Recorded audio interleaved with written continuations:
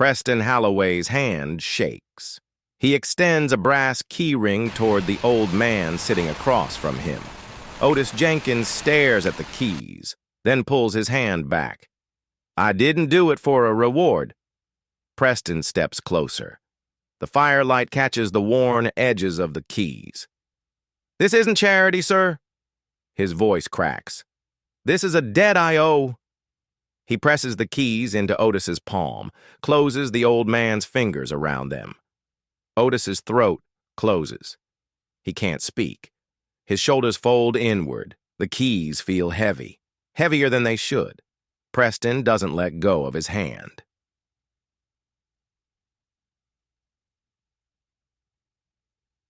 Las. What could make a billionaire bow his head to a homeless man? If you believe good people get what they deserve, hit that like button right now.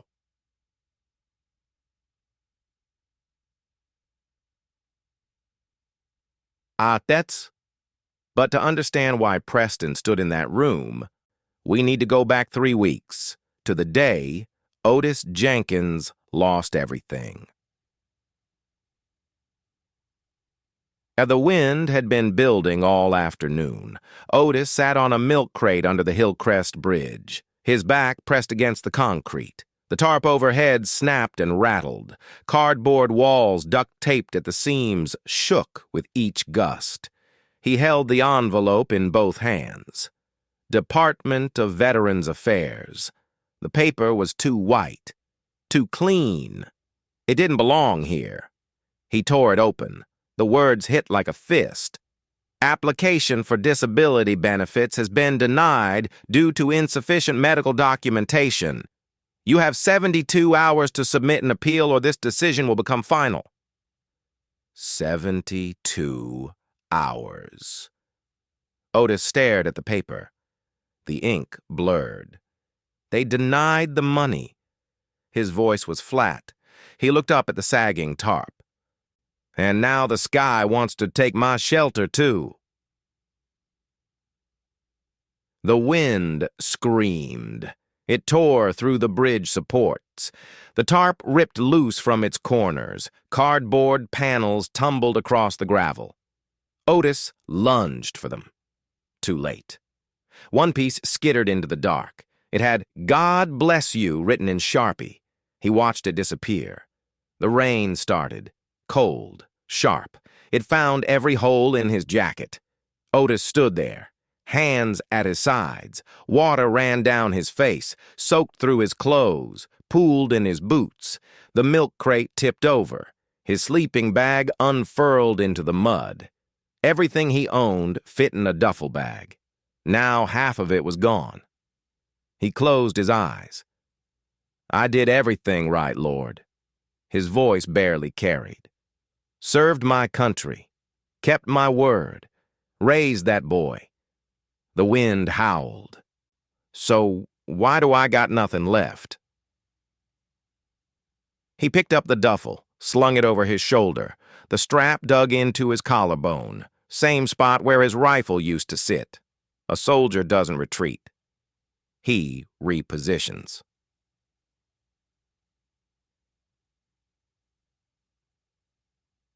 Otis walked east, away from the bridge. The rain turned the gravel path to mud. His boots splashed through puddles he couldn't see. The rich part of town was 2 miles out. Royal Oaks. Houses with columns and gates. They had covered bus stops there, benches with roofs. Anything to get out of the rain. His lungs burned. His knees ached. But he kept moving. One foot, then the other. The way he'd learned in boot camp, the way he'd marched through Kandahar with a bullet in his thigh. This was nothing. And the parking lot appeared through the rain, empty, lit by a single street lamp with a busted bulb. It sat at the edge of Royal Oaks, where the gated community met the construction zone. Cracked asphalt, faded lines. The kind of place that serves contractors during the day and nobody at night. Otis crossed it, aiming for the covered walkway on the far side. His boot caught something. He stumbled, caught himself against a lamppost. Looked down. A wallet. Black leather. Thick. It sat in a puddle. Water beaded on its surface. Otis crouched. His knees popped. He picked it up. Heavy. Real leather. The stitching was tight, clean, no logo. He looked around. The lot was empty. No cars. No people. Just rain and distant thunder. He opened it. $5,000. The bills were crisp, stacked neat, hundreds mostly, a few 50s tucked behind them. Otis's stomach turned over. He flipped past the cash, found a zippered pocket in the back. Inside, a red SD card, labeled in neat handwriting. Project Horizon, Master Key. Next to it was a black and white photo in a clear sleeve. An older man in a suit, standing in front of a building, hands in his pockets, stern face, proud jaw, the kind of man who expected things. Otis stared at it, then flipped to the front of the wallet, found a business card. Preston Halloway Capital Ventures, Royal Oaks Estate, Hillcrest. He closed the wallet. The rain pounded his back. His stomach growled, loud enough to hurt. $5,000, enough to eat for a year, enough to rent a room, maybe two, enough to appeal the VA decision. Hire someone to help with the paperwork, enough to stop being cold. His hand tightened on the wallet. Then he thought of the man in the photo, thought of the SD card. Someone was missing this. Someone needed it. He heard his father's voice, clear as the day he'd said it. A good name is the only thing you take to the grave. Keep it clean. Otis stood, tucked the wallet inside his jacket, close to his chest where the rain couldn't reach, and started walking toward Royal Oaks. His boots splashed through the puddles. He didn't look back. Otis stopped under a bus shelter half a mile out. His legs shook. His breath came in gasps. He leaned against the metal frame. Water dripped from his jacket, pooled at his feet. The wallet pressed against his ribs. He pulled it out, held it under the weak overhead light. The leather was dry now, warm from his body heat. He opened it again. The money was still there. $5,100 bills, face of Benjamin Franklin staring up at him. Otis counted them. Slowly, one at a time. His hands trembled. $5,000. He'd worked 40 years to save that much. Took him 3 deployments, 2 tours overseas, lost it all in 6 months when Trey's life fell apart. Now, here it was. Back in his hands. Like God himself had put it there. His stomach clenched. He hadn't eaten in 2 days. The last meal was a half sandwich someone left on a park bench. Bread was stale. Cheese was warm. He ate it anyway. Now his belly screamed. Acid burned his throat. $5,000 could buy 1,000 meals. A warm bed, medicine for the pain in his knees, a lawyer to fix the VA paperwork, maybe even a phone, so he could call Trey, hear his voice, know if the boy was alive. His hand closed around the bills. So easy. Just walk away, find a pawn shop, a gas station, buy food, a coat, a cheap motel room for the night. Nobody would know. This Preston Halloway. He was rich. Look at that address, Royal Oaks Estate. Men like that didn't miss $5,000. They spent more than that on a weekend, on a watch, on a dinner. They wouldn't even notice. Otis's jaw tightened. He flipped past the money, pulled out the photo again. The old man in the suit stared back at him, stern, unsmiling, standing with his shoulders square, head high, the kind of man who built things, who expected his son to do the same. Otis knew that look. His own father had worn it. Every day of his life. James Jenkins, steel mill worker, 38 years, burns on his arms, coal dust in his lungs, never stole a dime. When Otis was 12, his father caught him pocketing candy from the corner store. Didn't yell, didn't hit, just looked at him.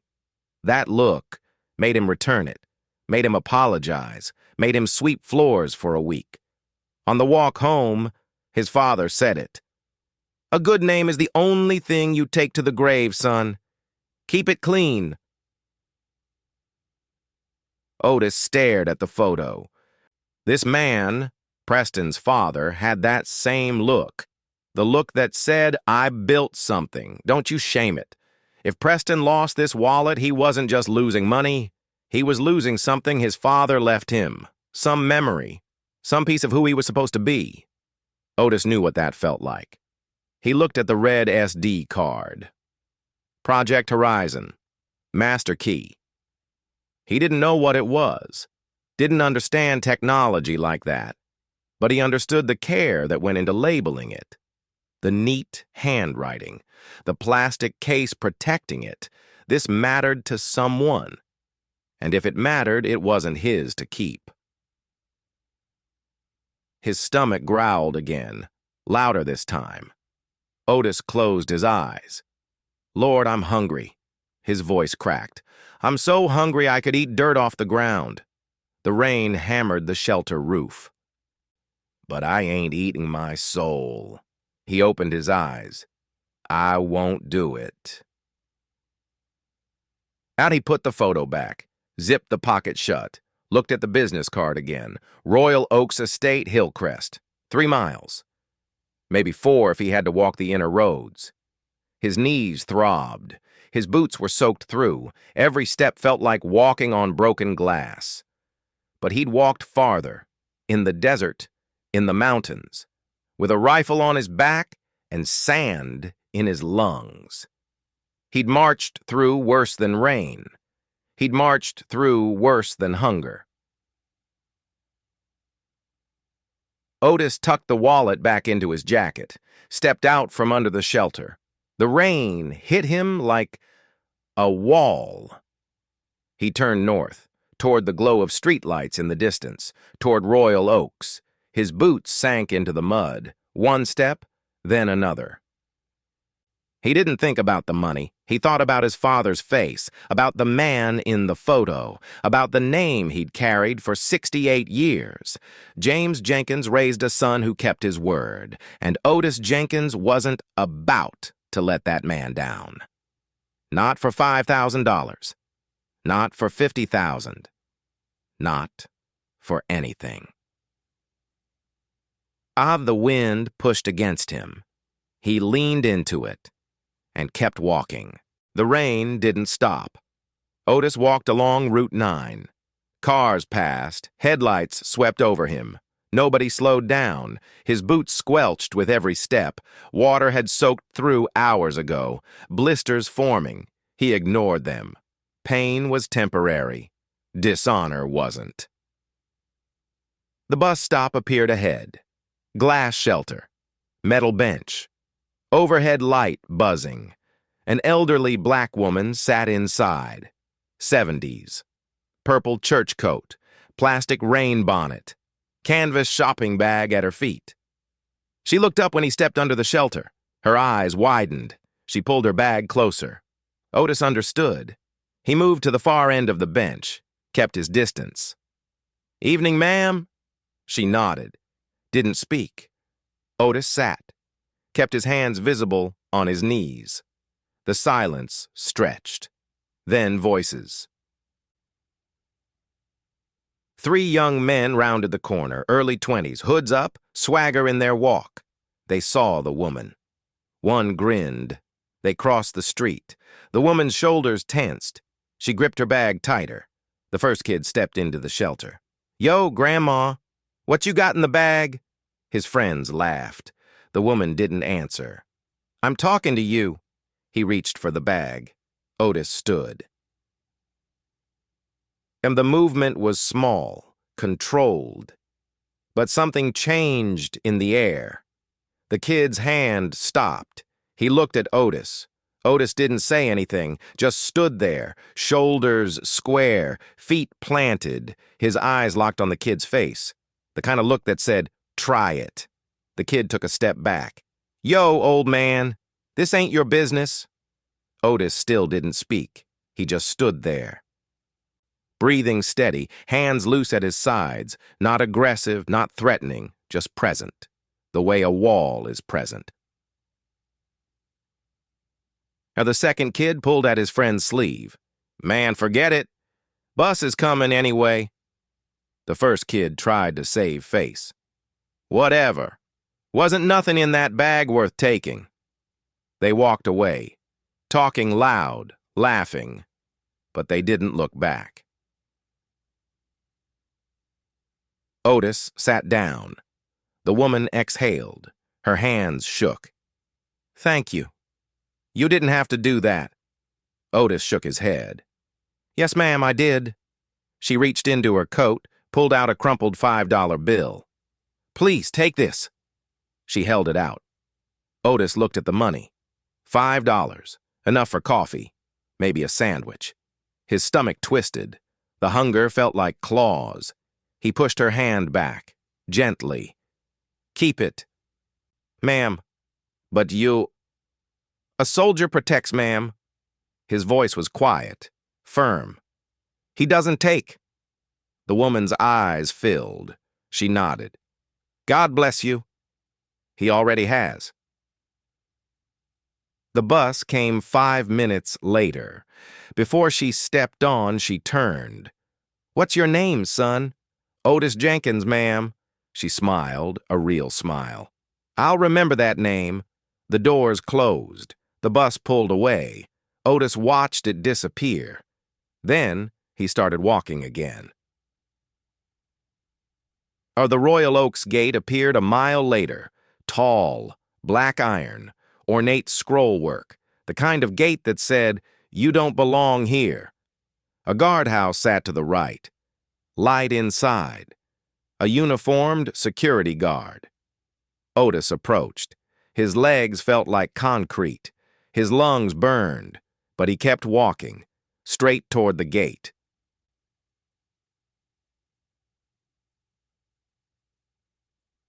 The guard looked up, saw him coming. His hand moved to his belt. Otis stopped 10 feet away. "Sir, I need to speak with Mr. Preston Halloway." The guard stood, stepped out. "You need to move along." "I have something that belongs to him." The guard's eyes traveled over Otis, the wet jacket, the mud-caked boots, the gray beard. "Sure you do. I found his wallet." Otis reached into his jacket. The guard's hand dropped to his hip. Fast. "Don't!" Otis froze. "I'm just getting the wallet." "Keep your hands where I can see them." Otis raised his hands, slowly. "It's in my inside pocket. I'm not armed." The guard stepped closer. "Turn around!" Otis turned. The guard patted him down. Rough, quick, found the wallet, pulled it out, opened it. His expression changed. "Where'd you get this?" "I found it." "In the parking lot by the construction site." The guard flipped through the wallet, saw the money, the cards, the SD card. He looked at Otis, suspicious. "You could have taken the cash." "Yes, sir, I could have." "But you didn't." "No, sir." "Why not?" Otis met his eyes. "Because it isn't mine." The guard stared at him. Then something shifted in his face, not quite respect, but close. He keyed his radio. "Control, Gate 1, I need to contact Mr. Halloway. We have his wallet." Static. Then, "Copy. Stand by." Otis waited, his legs trembled, the adrenaline fading, exhaustion rushing in. He swayed, caught himself on the gate post. The metal was cold, solid. He leaned against it, just to breathe. The radio crackled. "Mr. Halloway is on his way. ETA 3 minutes. The guard nodded. "You can sit if you need to." I'm fine. Suit yourself. Otis stayed standing, because if he sat down, he wasn't sure he could get back up. Headlights appeared, coming fast. A black Mercedes, sleek, expensive. It stopped at the gate. The window rolled down. A young white man leaned out, 35, clean-shaven, expensive shirt, no tie. His face was tight, angry. What the hell is this about? I'm in the middle of... He saw Otis. Stopped. Their eyes met. Rich man, poor man, two worlds, one wallet. Otis's vision blurred. The ground tilted. He reached for the gatepost again. Missed. His knees buckled. He fell. Otis lay on the wet pavement, his cheek against cold concrete, rain pooling around him. The guard crouched beside him. "Sir, can you hear me?" Otis's eyes opened. "Yeah." His voice was a rasp. "I'm all right. You need a hospital." "No." Otis tried to push himself up. His arms shook. The guard grabbed his shoulder. "Easy." He helped Otis sit up against the gatepost, then pulled out his radio. "Control Gate 1. I need Mr. Halloway. We have his wallet." Static. Then, "Copy. Stand by." 3 minutes passed. Then headlights. A black Mercedes roared up, engine snarling, tires screeching. It stopped hard. High beams pointed straight at Otis, blinding. The window rolled down. "What the hell is going on?" Preston Halloway, 35, white shirt, sleeves rolled up. His face was red, jaw tight. "I'm in the middle of a conference call with Tokyo. This better be..." He saw Otis sitting on the ground, soaked, muddy. Preston's face hardened. He didn't look at the guard. He looked straight at Otis. "Who is this?" The guard stepped forward. "Sir, this man says he found your wallet." Preston's eyes narrowed. He looked at Otis's wet jacket, the dirt, the gray beard. He didn't see a savior. He saw a nuisance. "My wallet?" He laughed, a short, cruel sound. "Let me guess. He found it, and now he wants a reward?" Otis met his eyes. "I walked here to return it, sir." "Walked." Preston spat the word out. "You're trespassing on private property." "Sir, please," the guard interjected. "He's exhausted." "I don't care." Preston's voice was cold, sharp. "I don't pay you to run a homeless shelter, Miller. Get him off my driveway."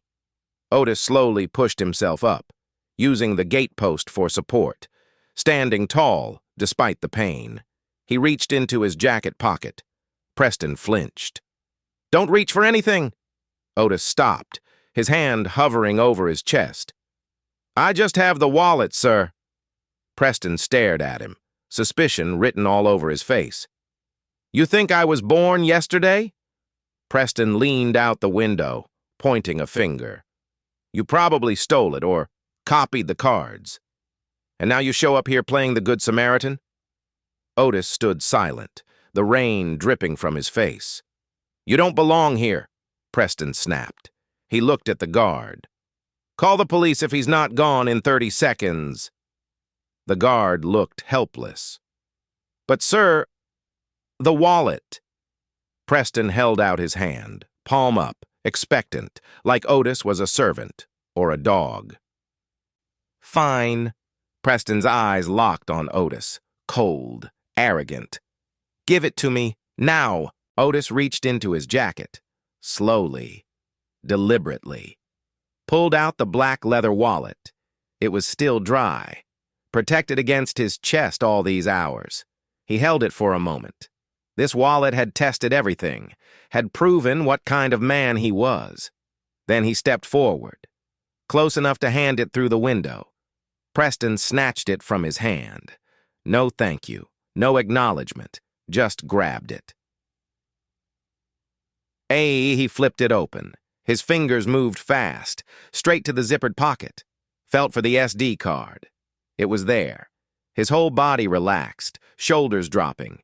He pulled it out, held it up to the dome light, checked the label. Project Horizon, Master Key. Untouched. He exhaled, long and slow. Then, almost as an afterthought, he flipped through the cash, counted with his thumb. Quick, efficient. 5,000. All there. He looked up at Otis. Everything's here. He said it like he was surprised, like he'd expected to catch Otis in a lie. Otis just nodded. Yes, sir. Preston stared at him. His eyes traveled over Otis's face, the exhaustion, the dirt, the quiet dignity. Something shifted in his expression. Not gratitude, not yet, but confusion, like he was trying to solve a puzzle that didn't make sense. He closed the wallet, reached into his back pocket, pulled out his own wallet, flipped it open, pulled out 5 $100 bills. Didn't count them, just grabbed a stack. He held them out through the window. Here, 500. His tone had changed, less hostile, but still transactional. For your trouble. Otis looked at the money, then at Preston's face. He shook his head. I don't want your money, sir. Preston's hand stayed extended. Take it. You walked all this way. Buy yourself some shoes, a hot meal. No, sir. I'm not asking. I said no. Otis's voice was quiet, but firm. Preston's jaw tightened. Tao, why not? Because I didn't do it for a reward. Everyone wants something. Otis met his eyes. Not everyone. Preston stared at him, the bills trembling slightly in his hand. Rain spotted the hundreds, beating on Franklin's face. You're telling me you walked 4 miles in the rain, for nothing. I walked to do what was right. Right. Preston said it like the word was foreign. You don't even know me? You could have kept the cash. Nobody would have known. I would have known. The words hung in the air. Preston's hand slowly lowered. He looked at the money, then back at Otis. I don't understand you. His voice was softer now, almost vulnerable. I've met 1,000 people this year. Investors, politicians, CEOs. Every single one of them wanted something from me. He paused. But you don't. Otis's voice was steady. I didn't walk here for a tip, son. He stood straighter, despite the pain. I walked to sleep with a clear conscience. Preston went very still. Nobody had called him son in years, not since his father died. He looked at Otis, really looked at him, saw the military bearing, the way he stood despite exhaustion, the way he refused to bend. You served. It wasn't a question. Yes, sir. Army. 22 years. Preston nodded slowly. He tucked the 500 back into his wallet, looked at Otis one more time, then his face closed off. Back to business. Well, you've done your duty. You can go. He started to roll up the window. Otis stood there for a moment, watching Preston's face disappear behind tinted glass. Then he turned, started to walk away, back toward the gate, back toward the road. His boots splashed through puddles, one foot, then the other, the way he'd learned. The guard watched him go, opened his mouth to say something, but Otis was already past him. 3 steps from the gate, Otis's boot caught on uneven pavement. He stumbled, caught himself on a lamppost. His old wallet, the canvas one, slipped from his jacket pocket. The zipper was broken, had been for months. It fell, hit the ground, popped open. Papers scattered. A faded military ID card, face up in a puddle, a photo, black and white, edges soft from handling, and a bank receipt, yellow, water-stained, but the text still readable. It landed under the Mercedes's headlights. Paid in full. $250,000. Account holder, Trey Jenkins. Co-signer, Otis Jenkins. Transaction type. Loan guarantee settlement date, March 17th, 2023. Below it, in blue ink, handwritten, shaky but clear. A good name is the only thing worth keeping.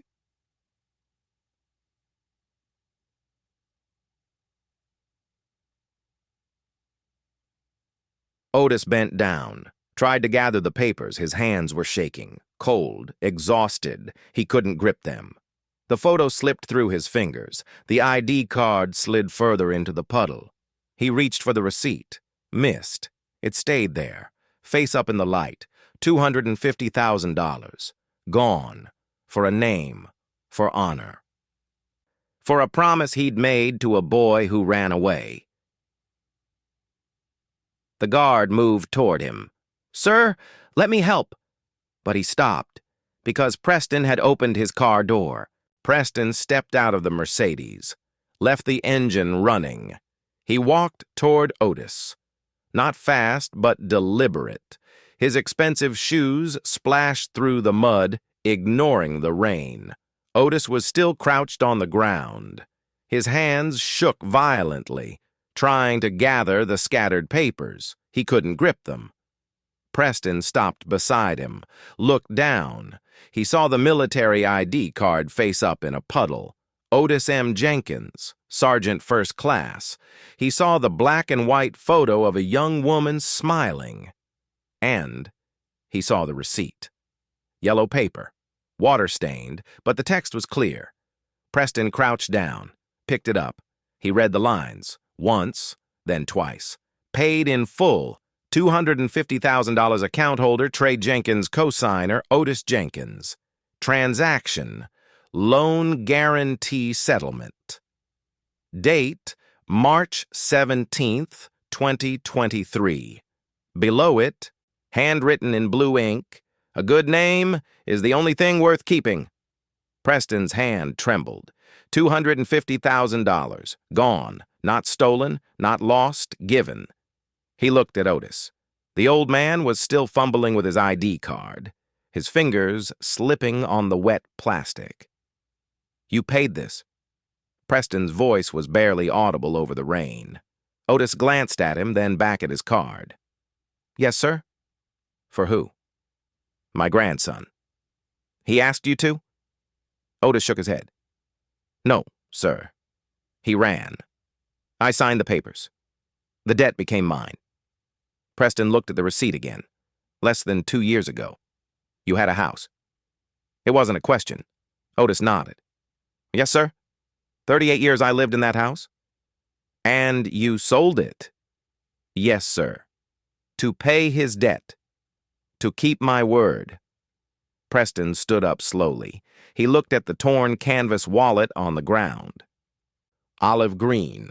Faded. The U.S. Army patch coming loose. That wallet had held the keys to a life. 38 years of memories. Now it held nothing but honor. Preston bent down and picked it up. It weighed almost nothing. Lighter than his own leather wallet, yet it felt heavier in his hand. He looked at Otis again. The old man was trying to stand, his legs weak. Preston reached out, offered his hand. Otis hesitated. He looked at the expensive cufflink, then at his own dirty hand. Then he took it. Preston pulled him up. They stood face to face. Rich man. Poor man. But the distance between them had vanished. "Why didn't you tell me?" Preston asked quietly. Otis looked confused. "Tell you what, sir?" "This." Preston held up the receipt. "You could have shown me, explained, I would have—" He stopped. Would have what? Believed him? Treated him like a human being? Otis's voice was steady. "It wasn't your business, sir. But if I'd known, you would have pitied me." Otis met his eyes. The gaze was level, piercing. "I don't want pity. I just wanted to return your wallet. That's all." Preston stared at him. and something inside him cracked. He had spent his life around people who flaunted their wealth, investors who bragged about their sacrifices, politicians who demanded recognition. But this man, who had given up everything, said nothing. He had walked 4 miles in the rain, had been accused, threatened, dismissed, and never once defended himself. He just stood there, with quiet dignity. Preston's internal voice whispered. Quiet, brutal, honest. I thought he was empty. I looked at him and saw a burden, a problem to solve with money. But I was wrong. He is fuller than I will ever be. What would you do if you found a wallet belonging to someone who insulted you? Return it or keep it? Comment integrity if you stand with Otis. Otis reached for the photo. Preston handed it to him gently. Your wife? Otis nodded, his throat tight. Yes, sir. She passed 6 years ago. He tucked the photo inside the canvas wallet, closed it as best he could with the broken zipper. He turned toward the gate. Thank you for your time, sir. I'll be going now. Preston stood frozen, the receipt still in his hand. He watched Otis walk away, into the rain, into the dark, and he realized the truth. This man had saved his project, his future, and Preston had treated him like garbage. His feet moved before his brain caught up. Sir! His voice cracked. Wait! Otis stopped, turned slowly. Preston ran toward him, the rain pouring down, the receipt clutched in his fist. Sir, please, wait! Preston caught up to him, breathing hard. He stopped in front of Otis, blocking his path. I need to ask you something. His voice was stripped of arrogance. It was raw. Otis stopped, waiting. Why did you do it? Preston held up the wet receipt. You had a house, a life. 300 grand is... it's a fortune. Why give all that up for someone who ran away? Otis wiped rain from his beard. His voice was steady. Because I signed my name on that paper. He looked Preston in the eye. When you put your name on something, it becomes your word. And your word is all you got in this world. He paused, his hand tightening on the canvas wallet. My father taught me something when I was young. He said, a good name is the only thing you take to the grave, son. Keep it clean. I've carried that for 60 years, through 2 wars. Through losing my wife, I wasn't going to lose it for money. Preston stood very still. Those words hit him somewhere deep.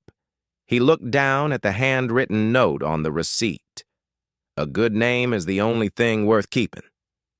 His throat closed. He remembered. He was 12 years old, standing in his father's study. The old man was dying. Preston had asked, Dad, what about the company? His father had looked at him tired but clear. The company doesn't matter. Buildings fall, money disappears. What matters is how people remember your name. Preston had nodded, but he hadn't understood. His father died 6 weeks later, and Preston had spent the next 23 years trying to fill that silence with noise, with deals, with power, trying to prove he was strong enough to survive without him. Preston looked up at Otis. His voice cracked. My father died when I was 12. Otis's expression softened. I'm sorry, son. I never learned what honor looked like. Preston's eyes burned. He tried to teach me, but I was too young, too angry to listen. He held up the receipt. But you just showed me. The rain fell between them, 2 men connected by the weight of a name. Preston dropped his hand. I treated you like garbage. You walked 4 miles to return my wallet, and I accused you, threatened you. He looked Otis in the eye. "I'm sorry." Otis nodded slowly. "Apology accepted. I don't deserve that." Otis's mouth twitched, almost a smile. "Grace ain't about deserving." Suddenly, a sharp buzzing sound cut through the rain. Preston reached into his pocket. His phone screen lit up. Tokyo Conference. Connecting. It was the deal of the year. The one he had been stressing over all week. Otis glanced at the glowing screen. "You have a call, sir. It looks important." Preston looked at the phone, then at the old man standing in the mud. He didn't hesitate. He declined the call, shoved the phone back into his pocket. "It can wait," Preston said firmly. "This is more important." Preston took a breath. "I have a house. It's empty. An investment property nearby. I need someone to look after it." Otis stiffened. "I'm not looking for charity, sir." "It's not charity. It's a job." Preston's voice was respectful. "You'd be the caretaker. Keep the place maintained. I'll pay you a fair wage and you'd have a place to stay." "Why?" Otis asked quietly. "Why would you do this?" Preston handed him the receipt. "Because you gave up everything to keep your word. And I need to be around someone who remembers what that means." He paused. "Maybe it'll remind me who I'm supposed to be." Otis took the receipt. He folded it carefully into his canvas wallet. "What's the address?" Preston's face relaxed. 15 minutes from here. I'll drive you." He gestured toward the Mercedes. Otis looked at the warm interior, then at his own muddy clothes. "I'm pretty dirty, sir. I'll mess up your leather seats." Preston shook his head. "I don't care about the seats." His voice was soft. "I care that you're safe." Otis hesitated, then nodded. "All right." Preston walked to the passenger side, opened the door, held it open, waiting. Otis walked toward the car, each step deliberate. The guard watched from the booth, mouth slightly open. Otis reached the door, looked at Preston. "Thank you." Preston's throat tightened. "No, sir. Thank you." Otis climbed in, sinking into the warm leather. Preston closed the door gently. He walked around to the driver's side, got in, and put the car in drive. They pulled away from the gate, into Royal Oaks, together. The bedroom was too quiet. Otis lay on the mattress, clean sheets, soft pillow, the kind of bed he hadn't slept in for 3 years. It felt wrong. He stared at the ceiling. The shadows from the streetlight outside moved across the plaster.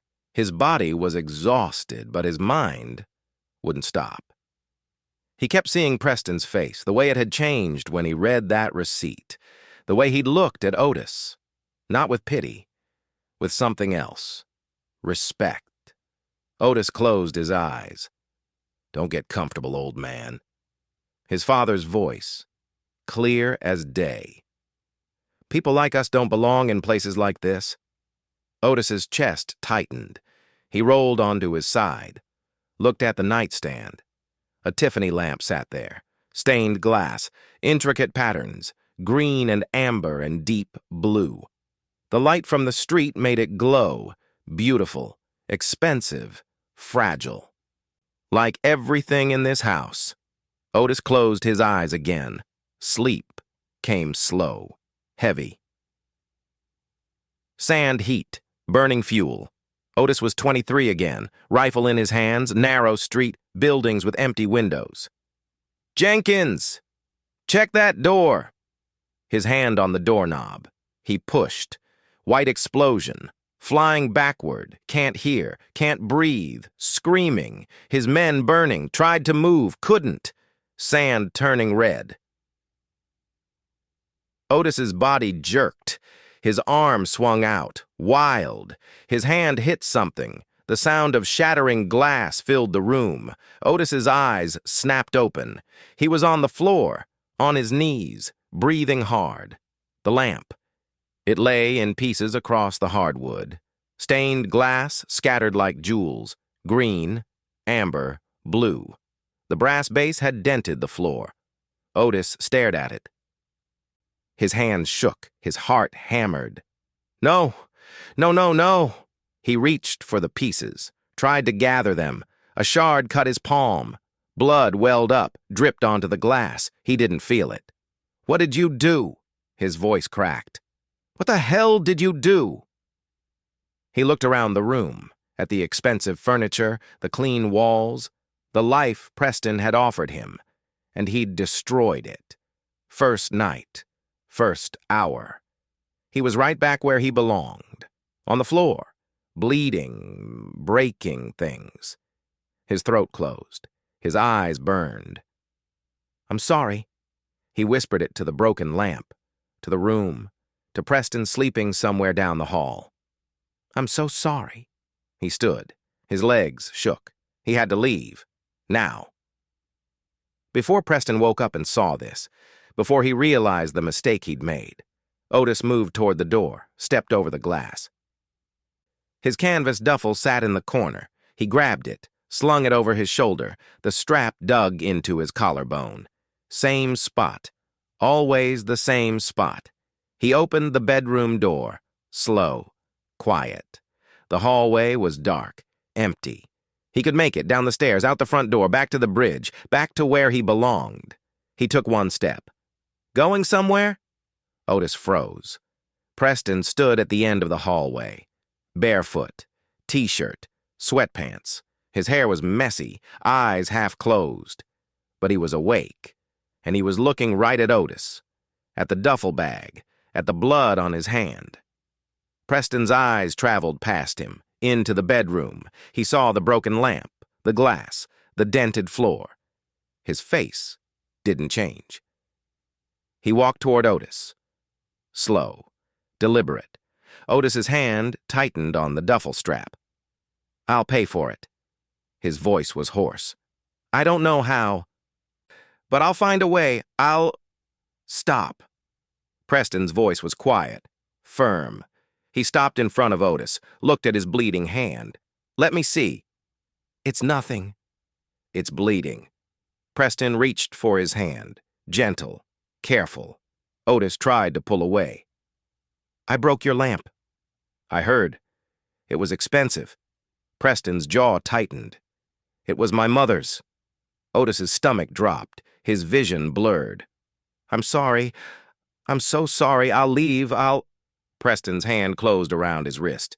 Not hard, not angry, just steady. I kept her things here. His voice was quiet, raw. Couldn't bear to look at them at the main house. Every piece reminded me I failed her. He met Otis's eyes. But broken things can be fixed. He led Otis back into the bedroom. Otis saw the broken glass again, the shattered beauty. His chest felt like it was caving in. Preston guided him to the bed, made him sit. Then he knelt, right there on the floor, among the broken pieces of his mother's lamp, and started picking up the glass. Otis stared at him. What are you doing? Preston didn't look up. Cleaning. You shouldn't. Neither should you. Preston's voice was calm, measured. But here we are. He picked up a large piece, green glass, held it up to the streetlight. She bought this in Atlantic City, 1987. Said it reminded her of a cathedral window. His thumb traced the edge. She died when I was 14. Otis's throat closed. Preston set the piece down carefully, looked up at Otis. His eyes were clear, steady. You stay. He reached for another piece. We'll fix it together. They worked in silence.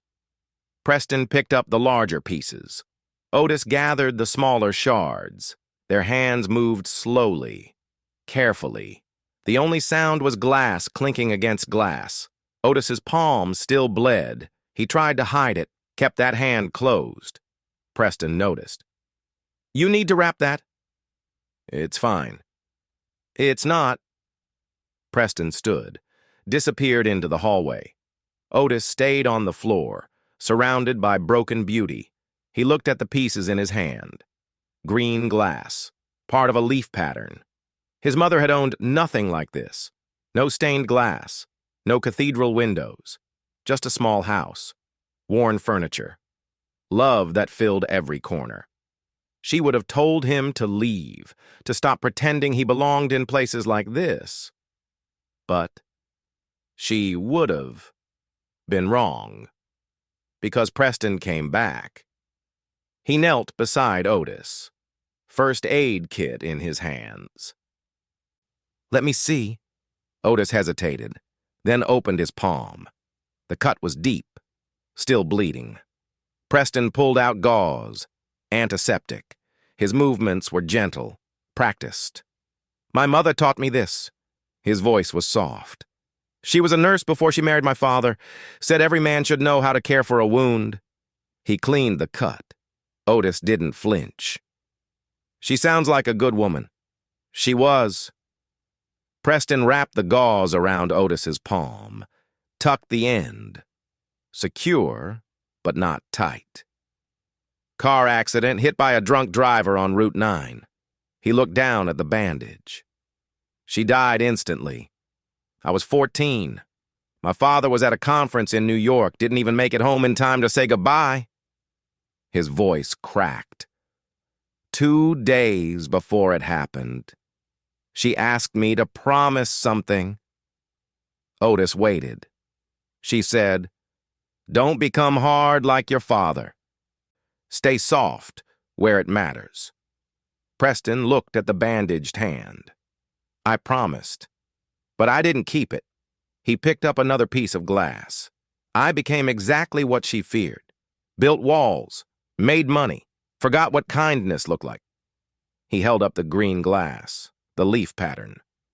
Until you showed me. Otis's throat tightened. I didn't do anything special. You did everything. Preston set the piece down with the others. You kept your word when it cost you everything. That's not common. That's rare. He looked at Otis. My father never taught me that. He taught me how to win, how to negotiate, how to close deals. He gestured at the broken lamp. But he never taught me how to be whole. The words hung in the air. Otis felt something break inside him, not like glass, like ice, the kind that's been frozen for years. My father died thinking I was a failure. His voice was barely a whisper. I lost my house, my savings, couldn't even keep a roof over my own head. Preston stopped moving. But you kept your name clean. Names don't pay rent? No. Preston's voice was firm. But they pay something more important. He gestured at the broken lamp. This glass can be repaired. Money can be replaced. But a name?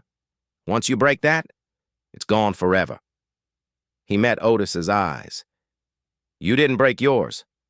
That's strength. Otis's eyes burned. He looked away. I don't feel strong. Strength isn't about never falling. Preston picked up another piece. It's about getting back up, doing what's right when nobody's watching. He placed the glass in the growing pile. You did that. They continued working, side by side, 2 men, 2 generations, 2 different worlds. But in this moment, on this floor, surrounded by broken things, they were the same. Preston finished gathering the last pieces, stood slowly. There's a shop downtown. They repair antiques. I'll take it tomorrow. Otis looked up at him. Will it be the same? No. Preston smiled, small, sad. It'll have scars. You'll see where it broke. But it'll hold light again. He extended his hand. Otis took it. Let Preston pull him to his feet. They stood there hand in hand. Thank you, Otis said quietly. For what? For not giving up on me. Preston's grip tightened. Thank you for showing me what honor looks like. He released Otis's hand, looked around the room. Get some rest. Tomorrow, we start fresh. He walked to the door. Stopped. Turned back. Otis? Yes, sir? Preston's mouth twitched, almost a smile. Stop calling me, sir. His voice was gentle. My name is Preston. He left. Closed the door softly behind him. Otis stood alone in the room. He looked at the empty nightstand, at the pile of broken glass Preston had carefully gathered at his bandaged hand. The wound would heal. The lamp would be repaired. And maybe, just maybe, he would too. He lay down on the bed. This time, it didn't feel wrong. This time, he belonged. 3 weeks later, Thanksgiving. The smell of roasted turkey filled the house. Otis stood in the kitchen, apron tied around his waist. His hands moved with practiced ease. Mashed potatoes, gravy, green bean casserole. Thanksgiving dinner. Preston walked in, stopped in the doorway. You didn't have to do all this. Otis looked up, smiled. Old habit? Preston laughed, real and warm. Then let me help. They worked together, moving around each other like they'd done this for years. The doorbell rang. Preston's hand froze on the serving spoon. You expecting someone? Otis asked. Preston's face changed. Nervous. Hopeful. Maybe. He walked to the front door. Otis heard it open, heard Preston's voice, surprised, warm. You came. Then another voice, younger, shaking. You said I could. When I was ready. Footsteps in the hallway. Otis turned. A young black man stood in the kitchen doorway. 25. Thin but healthy. Clean clothes, fresh haircut. His eyes were red, like he'd been crying. But he was standing tall. He looked at Otis, and Otis's heart stopped. Because he knew that face. Knew those eyes. Uncle Otis? The voice cracked.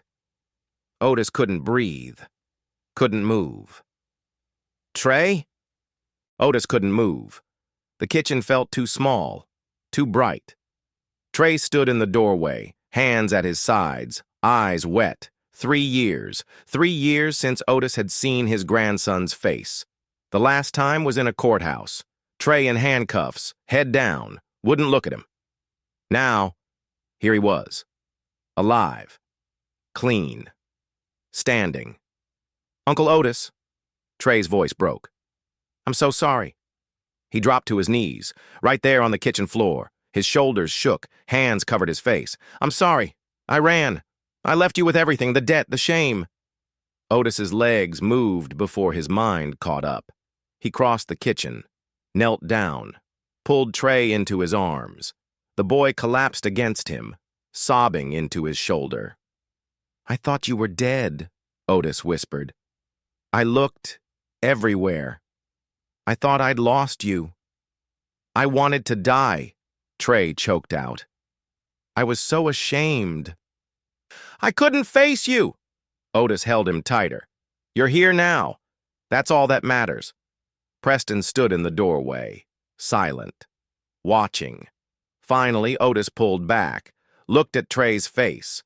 The boy had gained weight. His eyes were clear. How? Otis asked. Trey wiped his face, looked at Preston. Mr. Halloway found me, 2 weeks ago in Chicago, sleeping under a bridge. He took a shaky breath. He told me about you, about what you did, walking 4 miles in the rain, giving up everything to keep your word. Trey's voice trembled. He said if I wanted to be worthy of your name, I had to earn it back. Preston stepped forward. I got him into a rapid detox program. 14 days. Medical supervision. His voice was quiet. He's clean now. But recovery is just beginning. Trey nodded. I got a job lined up. Construction. I start Monday. He looked at Otis. I'm not the man you raised yet, but I'm trying. Otis's throat closed. You're here. That's enough. He pulled Trey up, held his face in both hands. Remember this, son. A good name is the only thing you take to the grave, but it's never too late to start cleaning yours. Trey nodded, tears running down his face. I won't let you down again. I know. Preston cleared his throat. There's one more thing. He reached into his pocket, pulled out a brass key ring. Old, weathered, 5 keys. He extended them toward Otis. Otis stared at them. What's this? The deed to this house. Preston's voice was steady. It's yours, free and clear. Otis pulled his hand back. I didn't do it for a reward. Preston stepped closer. The firelight caught the worn edges of the keys. This isn't charity. Sir, his voice cracked. This is respect. The kind this world owes you. He pressed the keys into Otis's palm, closed the old man's fingers around them. Otis's throat closed. He couldn't speak. His shoulders folded inward. The keys felt heavy, heavier than they should. Preston didn't let go of his hand. You gave me something I'd lost. You showed me what honor looks like, what my father tried to teach me before he died. His eyes were wet. This house was empty, a number on a spreadsheet, but you made it a home. He looked at Trey, then back at Otis. You both deserve a place to rebuild. Otis looked at the keys in his hand, then at Trey, standing beside him, alive. Then at Preston, the son he never expected. His father's voice echoed. A good name is the only thing you take to the grave, son. But maybe a good name was also the only thing you could pass on. Otis pulled Trey close with one arm, extended his other hand to Preston. Preston took it. 3 men, 3 generations, 3 different paths. But in this moment, they were family. Thank you, Otis whispered. Preston nodded, smiled through tears. Happy Thanksgiving. Later that night, Otis stood alone in the living room. He held the black and white photo of his wife, her smile, her eyes. He walked to the fireplace, placed it on the mantel, right in the center, where it belonged. Beside it, he set the yellow receipt. Paid in full, $250,000 below it, his father's words in blue ink. A good name is the only thing worth keeping. He stepped back. The fire crackled. Shadows danced on the walls. Outside, rain began to fall. But inside, it was warm. Inside, he was home. We made it, baby, he whispered to the photo. We made it home. If you believe integrity always finds its reward, share this story. Someone needs to hear it today.